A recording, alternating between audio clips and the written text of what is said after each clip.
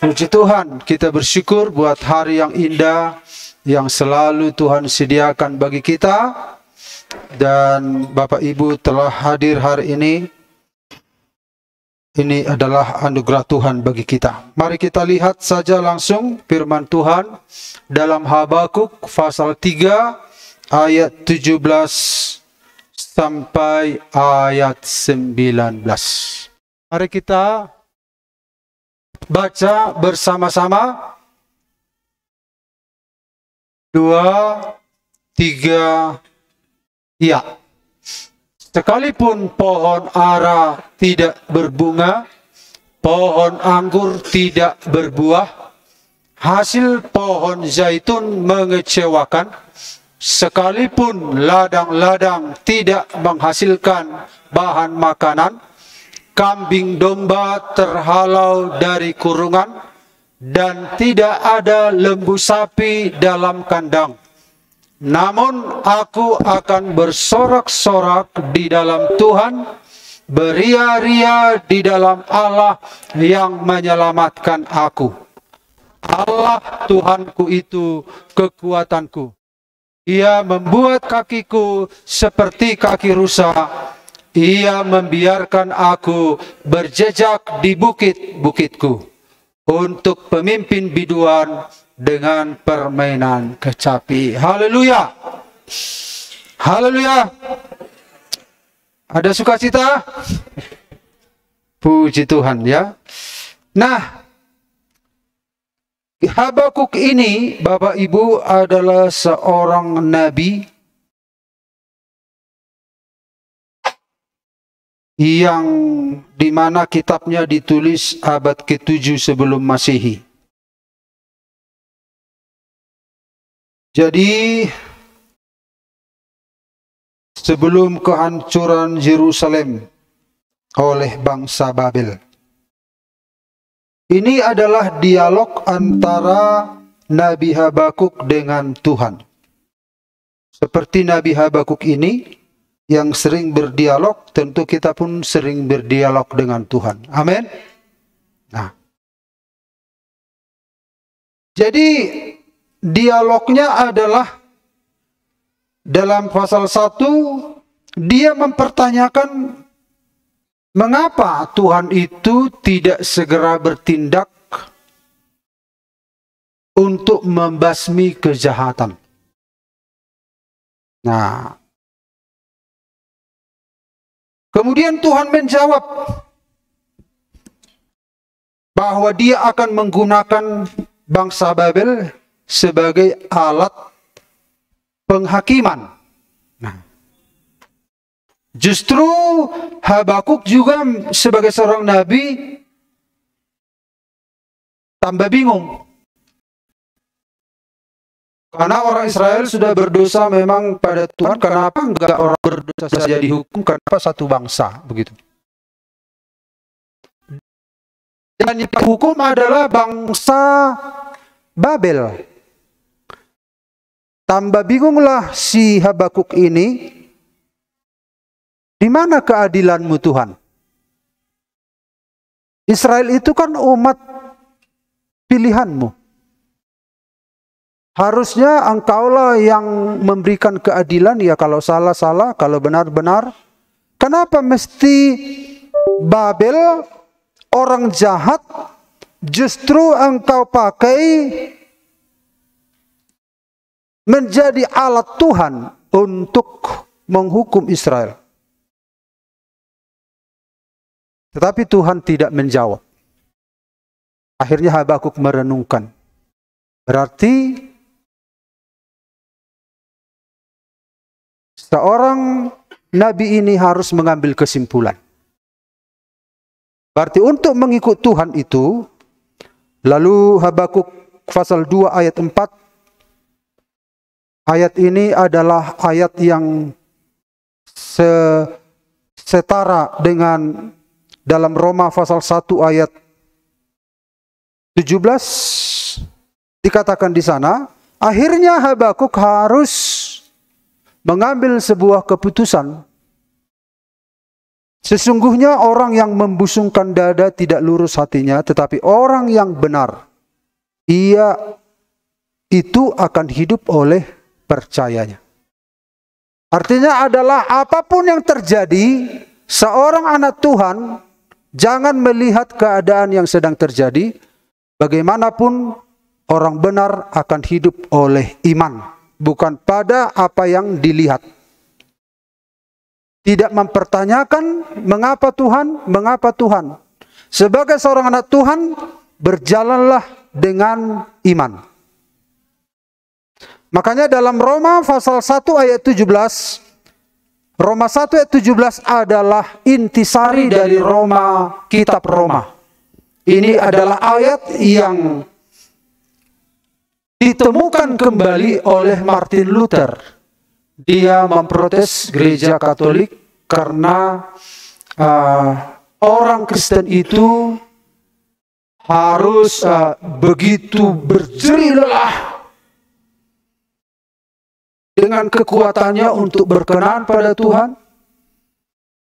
Semakin lama Martin Luther semakin berusaha, justru dia menemukan dirinya tidak akan mampu memenuhi harapan Tuhan kalau memang mengandalkan kekuatan.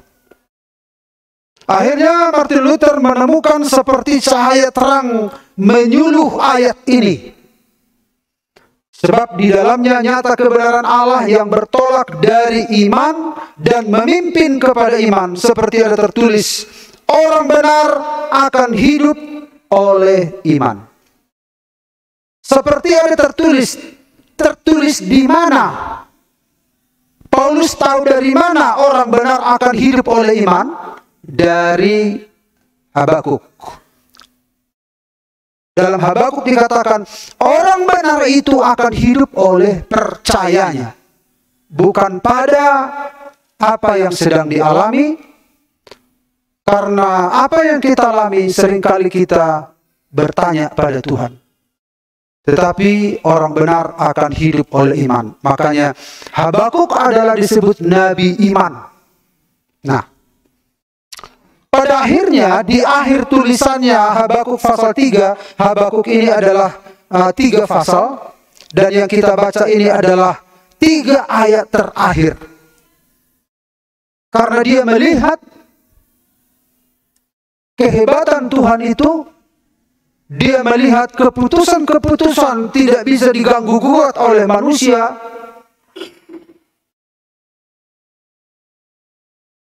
Maka dia mengambil, ketika Tuhan mengambil keputusan-keputusan itu berdampak kepada umatnya.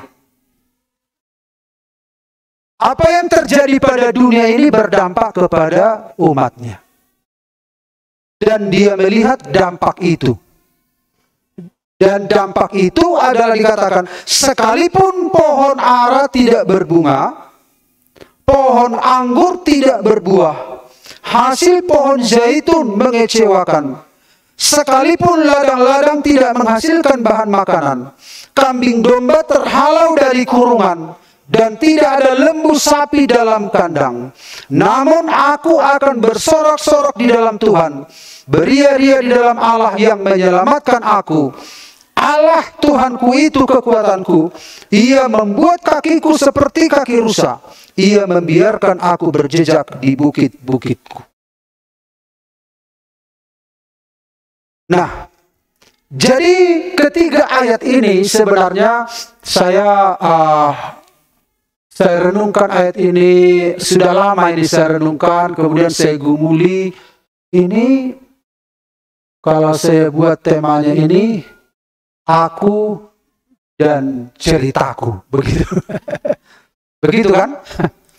Aku dan ceritaku. Bapak Ibu pernah nonton TV Kristen, channel kalau nggak salah. Di situ ada siaran aku dan ceritaku. Tapi supaya lebih umum, maka saya ganti judulnya, yaitu kisah hidup pengikut Kristus. 2-3 ya. Kisah hidup pengikut Kristus. kisah ini akan dijalani, dialami oleh banyak anak Tuhan, walaupun berbeda pengalamannya. Kalau kita lihat 3 ayat ini tadi, ayat 17 itu berbicara tentang keadaan ekonomi sebenarnya, keadaan ekonomi. Kemudian ayat 18 respon terhadap keadaan itu. Yang ayat 19 Tuhan yang kupercaya. Jadi ada 3 hal di sana, Bapak Ibu, kita akan lihat 3 tantangan yang sering diperhadapkan kepada pengikut Kristus dalam perjalanan hidupnya. 3 tantangan ini diperhadapkan.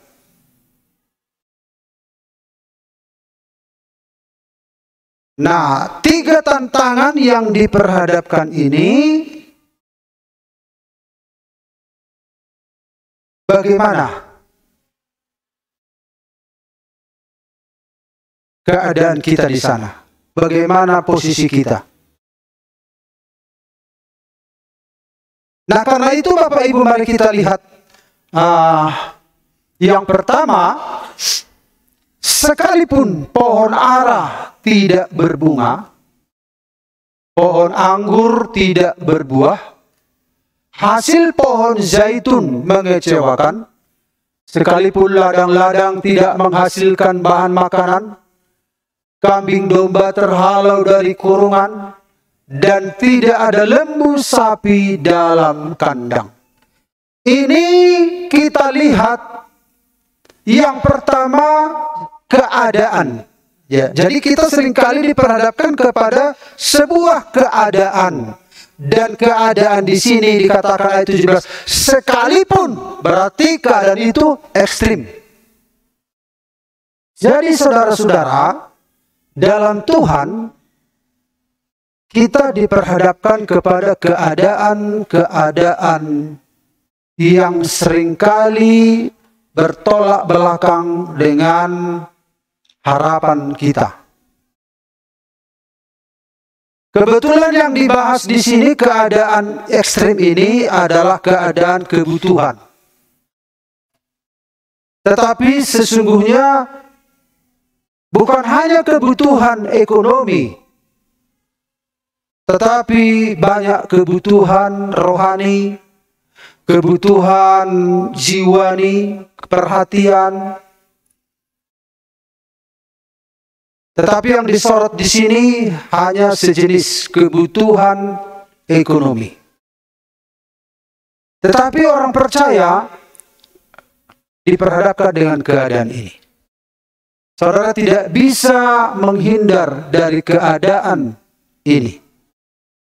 Dan dikatakan di sini ayat 17, sekalipun. Nah, itu berarti saudara-saudara tidak bukan keadaan yang hanya sekedar bertolak belakang dengan yang kita harapkan, tetapi keadaan ini ekstrim.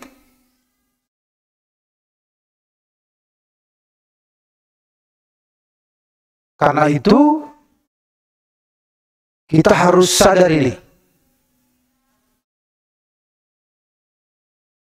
Kita diperhadapkan kepada musim, iklim. Selama bumi masih ada, katanya, tidak berhenti musim. Selama bumi masih ada. Jadi kita harus tahu bahwa keadaan ini silih berganti. Meskipun badai silih berganti dalam hidupku. Jadi silih berganti. Mungkin kalau misalnya Bapak Ibu sekarang keadaan saudara, misalnya ada uang saudara 100.000, lalu karena ada kebutuhan, bapak ibu membeli benda 99.000, yang sisa kan 1.000. Itu kan keadaan juga. Itu belum ekstrim, kan masih ada sisanya 1.000. Ini keadaan yang ekstrim. Sekalipun pohon ara tidak berbunga, mari kita lihat yang pertama, ada 3 pohon yang disebut di sini. Pohon ara, apa kegunaannya? Jadi pohon ini dibutuhkan oleh orang Israel karena buahnya manis, berlimpah, makanan pokok. Jadi ini melambangkan kelimpahan, kemakmuran, kesejahteraan. Tapi karena krisis yang terjadi, pohon ara ini tidak berbunga. Kalau berbunga kan berarti bakal berbuah. Berarti mereka kalau ditunggu-tunggu bunganya, berarti itu alamat berbuah. Ini nggak berbunga. Padahal ini adalah makanan pokok. Ini dialami oleh Habakuk. Ini bukan menakut-nakuti bahwa ketika kita ikut Tuhan, satu waktu akan kita, bukan begitu ya, bukan menakut-nakuti. Memang ini firman Tuhan mempersiapkan supaya tidak kaget-kaget melulu, begitu ya. Paulus berkata, aku tahu itu berkelimpahan, aku tahu itu berkekurangan. Segala sesuatu tidak merupakan rahasia bagi, enggak rahasia. Bukan sesuatu yang mengagetkan, gitu. Kemudian inilah pokok ara itu. Kemudian kita lihat pokok anggur. Anggur ini juga adalah minuman yang menggembirakan bagi orang Israel. Ini adalah hasil pertanian. Selain untuk dikonsumsi, juga ritual keagamaan juga digunakan oleh orang Israel. Ini melambangkan perayaan, melambangkan sukacita. Nah, jadi tidak ada lagi pohon anggur, tidak apa dikatakan di sana, tidak berbuah. Lalu yang ketiga, pohon zaitun. Jadi ketiga ini adalah tanaman ya. Pokok zaitun ini penting menghasilkan minyak.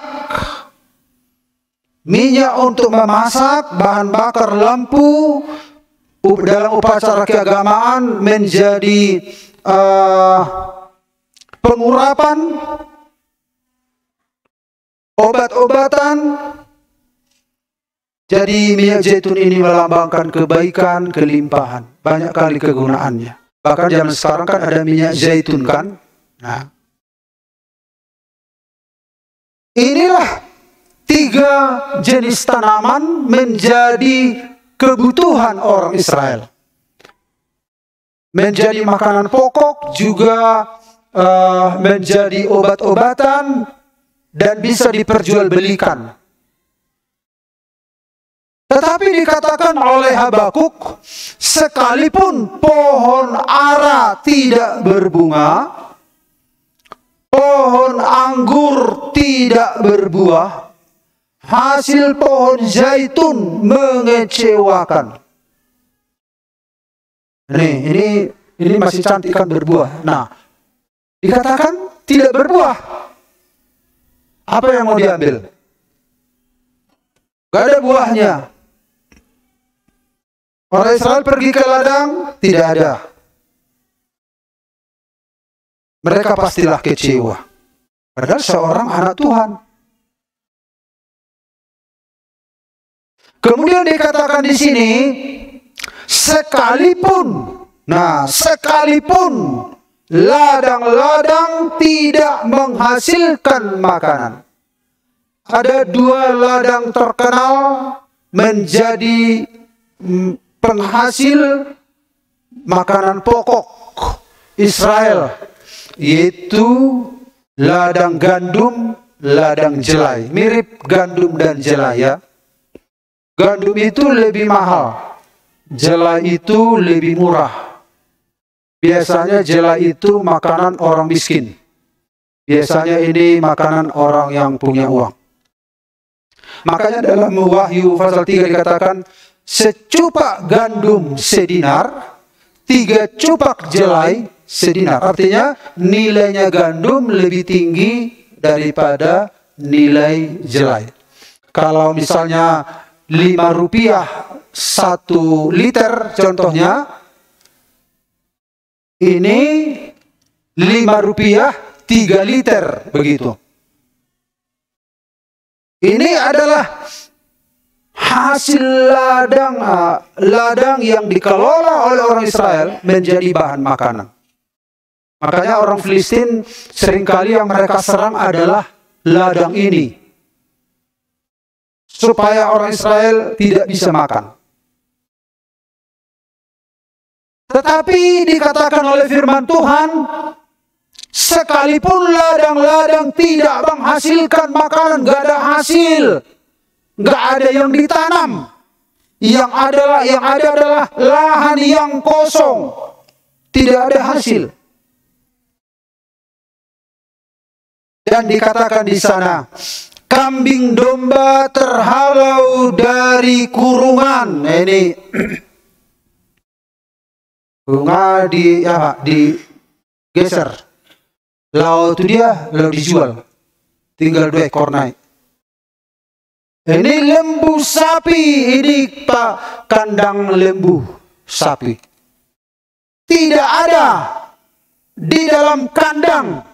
Karena apa? Semua sudah habis, sudah kandas. Jadi Bapak Ibu, inilah keadaan ekstrim, tidak kita harapkan, tapi bisa diperhadapkan kepada kita. Apalagi di masa-masa sukar, dan kita harus tahu untuk apa kita hidup sebenarnya. Ya. Kenapa ya dikotbahkan begini, menakut-nakuti saja? Harusnya aku akan mengejar mimpiku, kata lagu tadi. Aku akan mengejar mimpiku. Tapi ini kok keadaannya begini. Tapi ini mempersiapkan, ya, mempersiapkan kemungkinan terjadi. Kita percaya Bapa di sorga mengasihi kita. Amin. Bapa di sorga nggak tega melihat kita berkekurangan, nggak tega. Nengok air mata anak saya juga saya sedih sekali. Kenapa anakku? Pokoknya di hadapanku kalian, saya tidak mau melihat air mata kalian. Saya sebagai orang tua nggak mau. Apalagi Bapa di sorga. Dia akan memelihara kita. Amin. Tetapi karena kita tinggal di dunia, ini harus kita pastikan bagaimana sikap kita nanti. Makanya di dalam Filipi 4 ayat 12, aku tahu apa itu kekurangan dan aku tahu apa itu kelimpahan. Dalam segala hal dan dalam segala perkara, tidak ada sesuatu yang merupakan rahasia bagiku.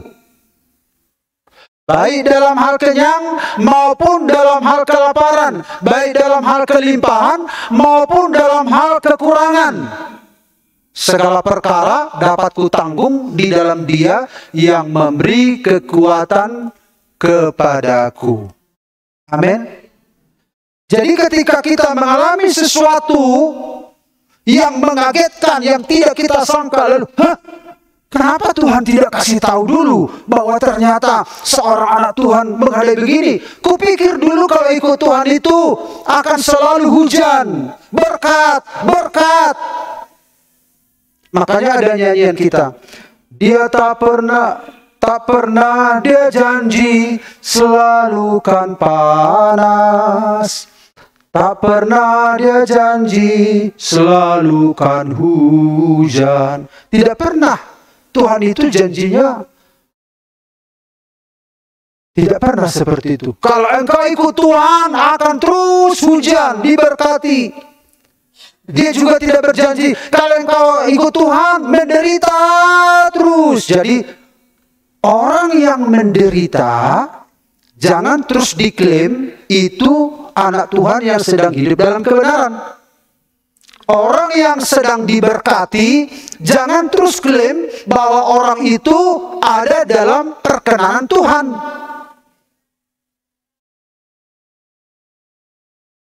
Bukan penderitaan dan kelimpahan tolok ukur seorang anak Tuhan. Haleluya. Jangan ukur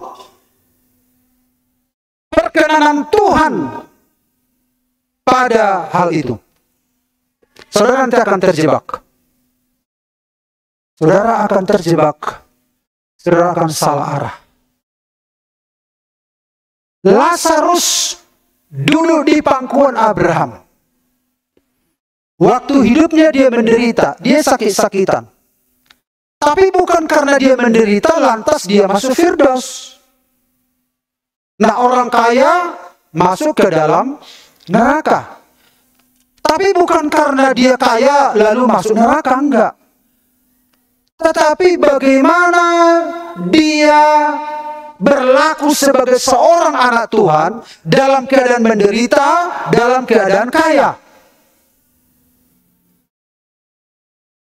Bukan karena kekayaannya dia masuk neraka, tetapi sikapnya itu mempergunakan kekayaannya itu bagi orang lain. Sebagai seorang anak Tuhan untuk apa harta benda ini? Lazarus juga masuk Firdaus bukan karena dia miskin. Lalu jadi tidak semua orang miskin otomatis masuk surga. Jangan salah mengerti Bapak Ibu. Ada juga orang miskin kepahitan melulu kerjanya atau mencuri milik orang, bukan? Ya, jangan. Tetapi bagaimana dia menyikapi kemiskinannya itu sebagai seorang anak Tuhan? Dia tetap setia ikut Tuhan. Jadi bukan karena kemiskinannya dia pindah ke Firdaus, enggak. Tapi bagaimana dia meresponi keadaan-keadaan yang sedang terjadi. Amin Bapak Ibu. Tetap intinya adalah yang kedua. Namun aku akan bersorak-sorak di dalam Tuhan, beria-ria di dalam Allah yang menyelamatkan aku. Yang kedua adalah respons, tanggapan kita, reaksi kita, sikap kita, pilihan kita ketika kita diperhadapkan kepada keadaan itu. Apa respons kita? Apa respons kita? Apa tanggapan kita? Apa sikap kita? Respons Lazaruslah yang membuat dia masuk Firdaus. Respons orang kaya itulah yang membuat dia masuk neraka. Kekayaan tidak salah, kemiskinan juga tidak salah. Tetapi masalahnya respon, tanggapan kita, reaksi kita. Makanya saudara-saudara Habakuk itu berkata, orang benar akan hidup oleh percayanya. Jadi kita berjalan dari iman kepada iman. Namun, nah berarti ada kontras di sini. Namun, kalau dikatakan tadi, sekalipun dikatakan di sini, pohon ara tidak berbunga, pohon anggur tidak berbuah, hasil pohon zaitun mengecewakan.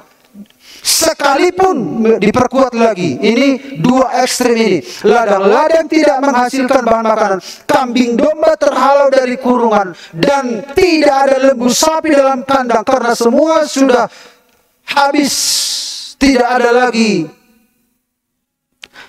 Namun berarti ada kontras yang sedang dilakukan oleh Habakuk.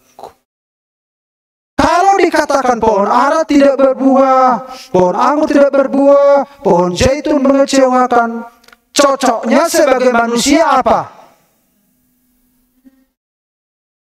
Dangol, medel, itu cocoknya. Manusiawi.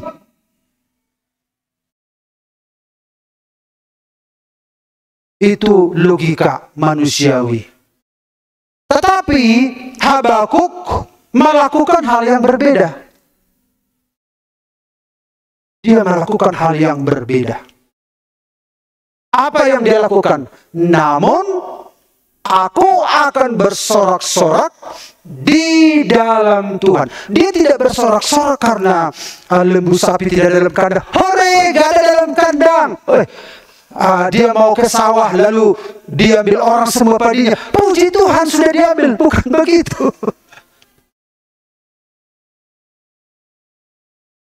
Dia bersorak-sorak di dalam Tuhan. Apa yang disoraki dalam Tuhan? Karena dia tahu dia itu milik Tuhan. Tuhan punya kendali. Kalau kita dengar firman Tuhan minggu lalu, identitas kita itu dikenakan Tuhan. Namanya kepada kita, kita itu milik Tuhan. Namanya diletakkan pada kita. Kita adalah anak-anak Tuhan. Kita pewaris kerajaan Allah. Makanya dia bersorak-sorak. Kalaupun yang ini tidak bisa menolong, yang penting aku milik Tuhan. Dia bersorak-sorak karena siapa dia di dalam Tuhan.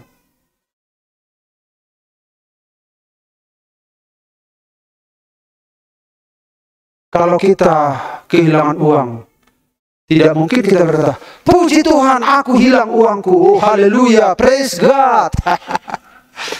Bless the Lord, oh my soul. Enggak begitu. Kita bersuka cita karena siapa kita dalam Tuhan. Nilai kita tidak ditentukan kambing domba, lembu sapi, gandum, jelai. Itu seringkali membuat kita menangis.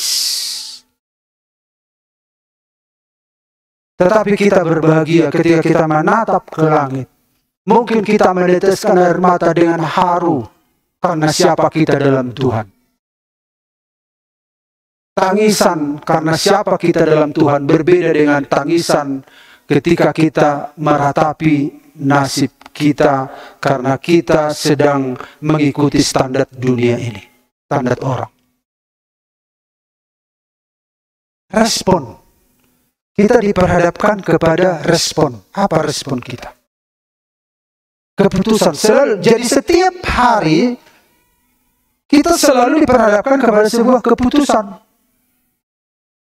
Respon kita yang seringkali bisa itu memisahkan kita dengan Tuhan. Jadi masalah-masalah itu ditembakkan iblis kepada kesehatan kita, kepada ekonomi kita, tetapi sesungguhnya yang disasar adalah hubungan kita. Tadi Bu Tawarat kurang lengkap kesaksiannya tentang Nikolas. Teman-teman Nikolas sudah dapat magang semua. Magang adalah sebuah kewajiban mahasiswa. Ada yang ke Jakarta, ada yang ke Medan, segala macam. Tapi Nikolas mungkin entah kenapa kurang informasi atau bagaimana, karena dia suka setiap minggu datang. Kalau dikasih tugas, datang. Kalau ada waktu luang, dia datang ke gereja melayani. Apalagi ada tugas dia hargai begitu rupa, terutama melihat abangnya. Dia sangat sayang sama abangnya. Tapi akhirnya dia tidak terpikirkan lagi tentang magang, padahal isu informasi tentang magang sedang beredar di kampus. Sudah diutus ke sana, tapi kolas seperti kehilangan momen itu. Dia bisa saja merasa bodoh. Apakah langkah-langkahku melayani ini sebuah kebodohan atau bagaimana? Dan dikatakan tadi, dia sendiri ke kampus, teman-temannya magang semua. Dia berhadapan dosen satu demi satu begitu. Dia sendiri yang diajari dosen. Dia nggak punya tempat magang. Tetapi puji Tuhan, dia terus menyerahkan diri sama Tuhan. Dia melekat pada Tuhan. Ternyata Tuhan urus lebih dari apa yang dipikirkan. Tapi dia tidak kehilangan apa yang dia usahakan. Tuhan yang ngurus bagian itu. Ternyata dosennya sendiri yang ngurus tempatnya. Makanya hari Minggu ini mungkin ya dia ke Jakarta. Dia magang di bandara 5 bulan ini. Jadi kalau kita nggak lihat dia 5 bulan ini karena dia sedang magang. Artinya Tuhan buka jalan. Respon kita bagaimana? Ketika kita mengambil sebuah keputusan yang tidak umum dalam hidup kita, kita seringkali mengalami tekanan dari kuasa kegelapan. Kau salah, kau tidak berhikmat mengambil keputusan ini, kau begini. Anak-anak saya pun seringkali saya beri motivasi begitu. Yang salahnya yang kuambil keputusan ini, bagaimananya? Dibutuhkan bagaimana respon kita. Seringkali kita digugat oleh setan karena keputusan yang kita tahu memang itu harus kita lakukan. Kita belajar menyenangkan hati Tuhan. Kita tidak tahu banyak tentang ke depannya. Yang kita tahu Tuhan itu harus kita perlakukan lebih daripada yang lain. Tapi bisa sering ada tekanan-tekanan yang menuduh kita, membuat goncang hidup kita.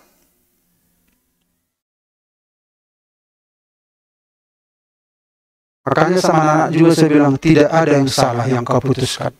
Keputusanmu itu tidak populer, tetapi karena itu keputusan menyangkut Tuhan, responi dengan benar.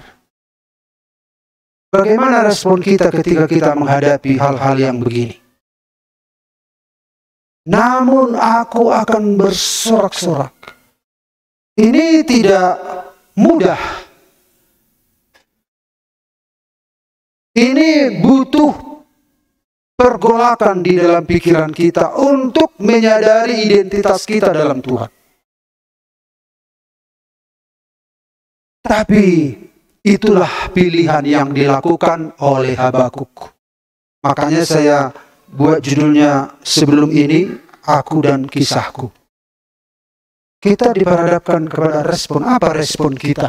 Makanya dalam Yakobus 1:23, saudara-saudaraku, anggaplah sebagai suatu kebahagiaan apabila kamu jatuh ke dalam berbagai-bagai pencobaan, sebab kamu tahu bahwa ujian terhadap imanmu itu menghasilkan ketekunan. Anggaplah. Artinya adalah ada satu keputusan yang berbanding terbalik dengan apa yang sedang kita alami.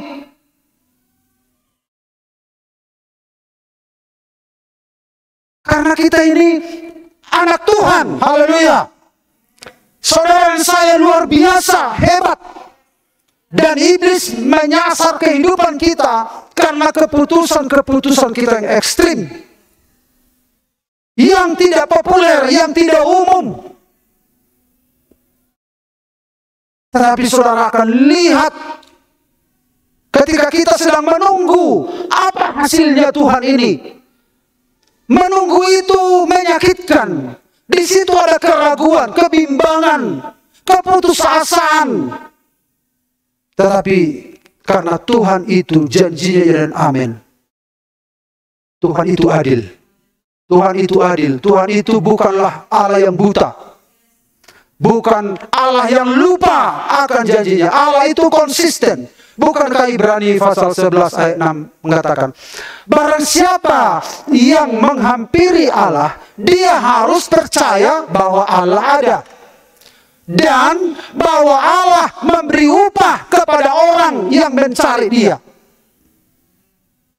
Haleluya. Tuhan mengganjar upah dari sebuah keputusan-keputusan kita. Dia Bapa yang adil. Dan dia Bapa yang sanggup melakukan apa yang difirmankannya. Itulah iman Abraham. Iman Abraham itu dasarnya ada 3. Dia tahu Allah itu sanggup membangkitkan orang mati. Allah itu sanggup mengadakan dari yang tidak ada menjadi ada. Yang ketiga, Allah sanggup melakukan apa yang difirmankannya.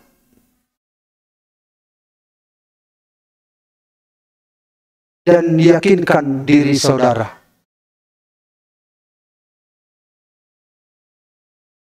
Tuhan ada bersama saudara dan saya sekalian. Amin. Karena demi kemuliaan Tuhanlah saudara mengambil tindakan-tindakan. Kenapa aku harus sabar? Padahal dia menyakiti hatiku. Tetapi saudara sabar karena Tuhan. Kenapa aku harus mengampuni? Padahal itu menyakitkan. Tapi karena saudara mengampuni, karena saudara belajar menyukakan hati Tuhan. Karena alasan melakukan kehendak Tuhanlah kita sedang belajar melakukannya. Maka Tuhan ada di balik semua tindakan-tindakan kita itu. Tuhan yang mengurus semua akibat-akibat yang terjadi itu. Dan dikatakan bahwa aku tertindas itu baik bagiku. Nah, ini kan sebuah respon yang bertolak belakang dengan apa yang sedang terjadi di dunia ini. Mana ada tertindas itu baik? Ada tertindas baik? Jadi sudut pandang seorang anak Tuhan berbeda dengan dunia ini. Ketika kita menjadi milik Tuhan, perspektif kita diubah oleh Tuhan. Sudut pandang kita tentang dunia ini diubah oleh Tuhan. Tertindas itu baik bagiku supaya aku belajar ketetapan-ketetapanmu. Kalau tertindas itu bagi orang dunia, justru dia mengumbar semua manusia lamanya kembali kepada dosa. Kenapa kau jatuh dalam dosa? Oh, ya maklumlah, aku kan terjebak. Kenapa kau kembali ke kebiasaan lama? Ya maklumlah, aku kan teman-temanku bergaul kan begitu semua. Bukankah Bapak Pendeta tahu upasa yang mengatakan emena masa igaga ursa ina masa imataula? Aku kan Pak Pendeta sedang melakukan itunya sekarang. Bagaimana saya bisa menghindari? Tetapi seorang anak Tuhan, justru kita belajar ketetapan-ketetapan Tuhan di dalam keadaan yang seringkali ekstrim, yang bisa-bisa menjebak hidup kita. Kita belajar, oh begini Tuhannya, oh begini, oh begini, oh begini. Responi. Kemudian, saudara-saudara yang kekasih, janganlah kamu heran akan nyala api siksaan yang datang kepadamu sebagai ujian. Seolah-olah ada sesuatu yang luar biasa terjadi atas kamu. Jadi kalau ada ujian, kalau ada masalah, wah, terjadi luar biasa dalam hidupku. Wah, kalian biasa-biasanya masalahnya. Masalahku luar biasa. Akulah paling menderita di dunia ini. Kalian sedikitnya masalah kalian. Kalau cerita tentang masalah, misalnya ada dua ibu-ibu saling cerita masalahnya. Sonon eda masalahku sonon. Ada eda, ubor ada masalahku eda. Ibu tohodo amatan nami sonon kerja HP mangilu sigaret. Kemudian mulak iko bukaon pintu jam 12. Moloho dega depe suami do roina tu. Daong ida ubor ada masalahku ida. Dang holan suami ida anakku. Uang sekolahnya anakku. Kebutuhan. Ukur ada beda masalahku ida. Huladang ida sampai mareteng. Lanok ditangguruk dah, moloho holan goyang-goyang kaki di jauh. Ala kebetulan tukang jahit nate. Jadi kalau masalah saling bersaing.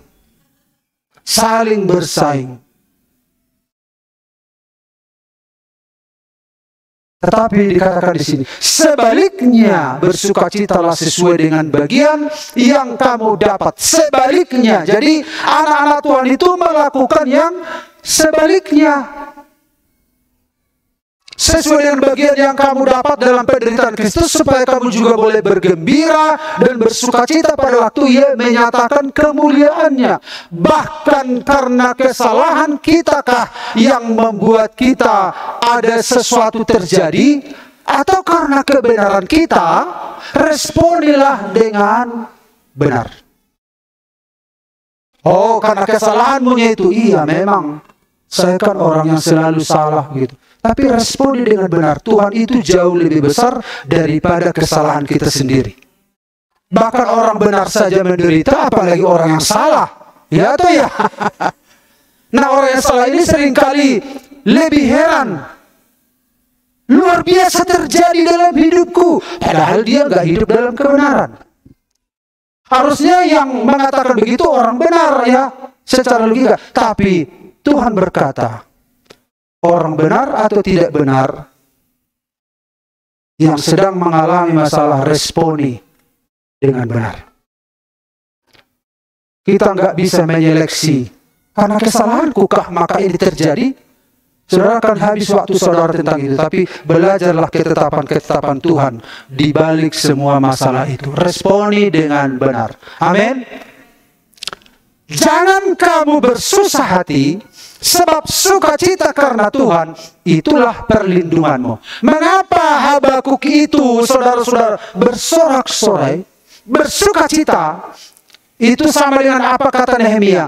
Karena ketika seorang anak Tuhan bersukacita, hadirat Tuhan hadir dalam hidupnya.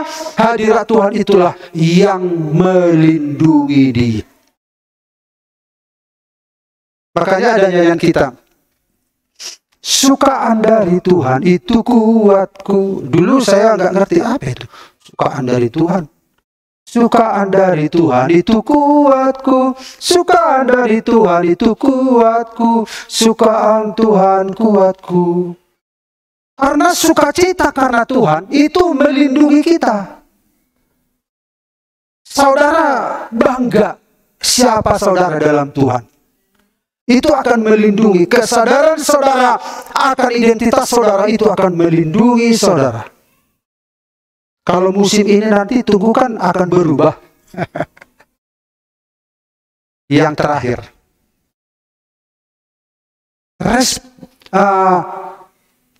hal yang ketiga yang seringkali diperhadapkan kepada kita, yaitu Tuhan. Ketika kita mengalami keadaan begitu, kita diperhadapkan dengan Tuhan. Jadi ketika ada keadaan-keadaan yang tidak menyenangkan mungkin, Tuhan itu mengamati. Gimana ya reaksinya anak Tuhan ini? Responnya oke. Terus gimana pendapatnya tentang aku? Gitu. Jadi tiga hal ini, keadaan, respon, dan Tuhan. Kita berhadapan selalu dengan Tuhan. Tapi Habakuk berkata, Tuhan yang menyelamatkan aku. Kalau Habakuk mengatakan demikian, berarti Tuhan itu lega, begitulah. Wah, luar biasa anakku ini. Walaupun dia melihat ketidakadilan di sana sini dan mempertanyakan ketidakadilan itu sama aku, tapi akhirnya dia mengaku Allah yang menyelamatkan aku. Allah itu kekuatanku. Nah, jadi saudara-saudara, Allah yang menyelamatkan aku. Jadi Habakuk berhadapan dengan Tuhan. Bagaimana dia menyenangkan hati Tuhan. Dan Tuhan sedang menunggu apa reaksimu, anakku. Kita selalu berhadapan dengan Tuhan ketika kita dihadapkan kepada keadaan-keadaan yang tidak kita inginkan. Tapi Habakuk, Allah menyelamatkan aku. Kemudian yang berikut dikatakan, Allah Tuhanku itu kekuatanku. Di tengah badai, kekuatan jiwa dibutuhkan. Kekuatan supranatural dibutuhkan. Kekuatan di dalam roh kita dibutuhkan. Tetapi Habakuk berkata, Allah Tuhanku, kekuatanku. Walaupun aku dalam keadaan mungkin badai, silih berganti, dia adalah kekuatanku. Dia menenangkan hatiku. Dia menjamin kehidupanku. Dan dikatakan lagi yang ketiga, Tuhan membuat kakiku seperti kaki rusa. Tuhan membiarkan aku berjejak di bukit-bukitku. Artinya adalah walaupun bukit-bukit yang terjal, yang tajam, rusa ini bisa menjalani dengan begitu rupa, ya. Artinya jika ada pun masalah-masalah seperti bukit-bukit yang tajam ini, tetapi Tuhan menegakkan dia memperlengkapi kaki rusa itu begitu kuat, sehingga kakinya tidak terluka. Dan kaki rusa ini bisa berjalan di sisinya gunung, bisa di berbagai tempat. Makanya kaki rusa ini diambil oleh Habakuk sebagai sebuah contoh. Demikian juga seorang anak Tuhan, walaupun ada batu-batu yang keras, ada bukit-bukit persoalan yang sedang terjadi, tetapi kita cakap untuk menghadapinya. Amin, Bapak Ibu. Karena apa?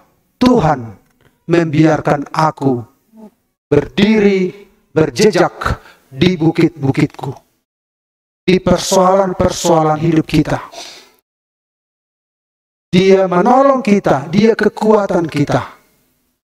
Jadi kita diperhadapkan ketiga hal ini.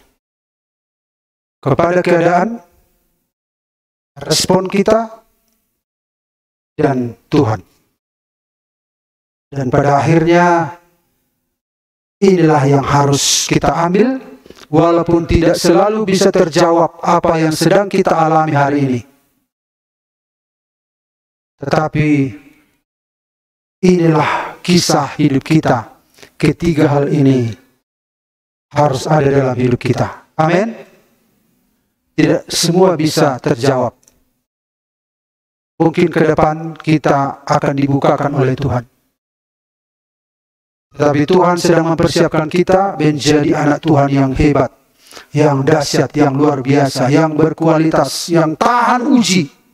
Walaupun kita lemah, tetapi dalam kelemahan aku kuat, kata Rasul Paulus. Kita adalah anak-anak Tuhan yang hebat, yang luar biasa. Dan saya percaya Bapa Surgawi memberkati kita. Tapi kita diperlengkapi dengan perlengkapan pengetahuan firman Allah. Amin. Pemain musik silakan datang ke depan. Kita nyanyikan nyanyian.